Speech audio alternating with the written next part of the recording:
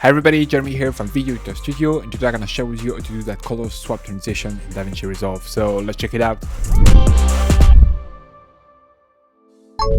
Alright, so in Davinci Resolve we're now on the edit page, and here in my timeline I have a clip of some donuts, and we're going to change the color of those donuts, and we're going to make it transition. So to do that, I'm going to need my clip here in the timeline. I'm just going to duplicate it. So I'm going to hold Option and then just drag that above, or on Windows that will be the Alt key. Just hold that and then drag your footage above. Then I'm just going to select my first footage, and I'm going to hit the letter D on my keyboard to disable it. Then I'm going to select the second one, and we're going to go over to the color page.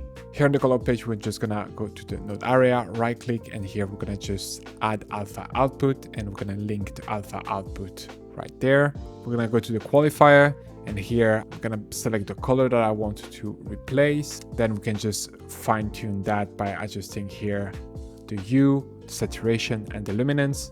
The goal here is to get something that is not grainy and that doesn't pick up on other colors. So this will really depend on the footage that you get. Now I'm happy with my selection. We're going to go over to the edit page, and here I'm just going to create a compound clip. And now we can go over to Fusion. In Fusion here, I'm going to just select my media in. I'm going to hit Shift Space on my keyboard, and here I'm going to search for color, and I'm going to bring a color corrector in my node area.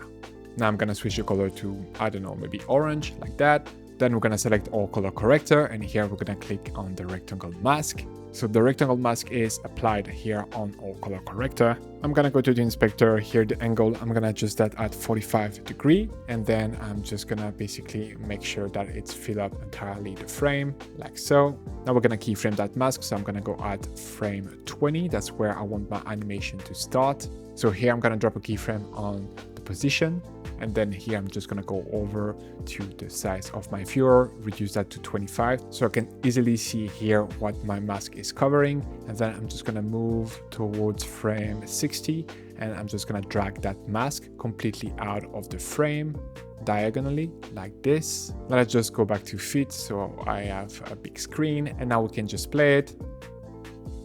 Perfect, we got the transition, but I would like to just go a step further and make that a little bit nicer. So I'm gonna adjust here the soft edge. So that's just gonna make the edge of my mask a bit softer, and I think we're just gonna have a gradual change between the two colors, which is gonna look nicer. Okay, now let's go back to the edit page. I'm now gonna select my first clip that I disabled. Now I'm gonna re-enable it by hitting the letter D on my keyboard. And now let's play it. Perfect, I'm happy with that. Now let me know in the comment what kind of video you would like to see next. Don't forget to like and subscribe, and see you in the next one. Bye! Speed up your workflow and create better videos using the pack available on our website, including titles, transition, and templates, but only for Davinci Resolve. Get started today by downloading our free starter pack containing a compilation of 20 titles curated from our library. Link in the description below or at videoeditorstudio.com.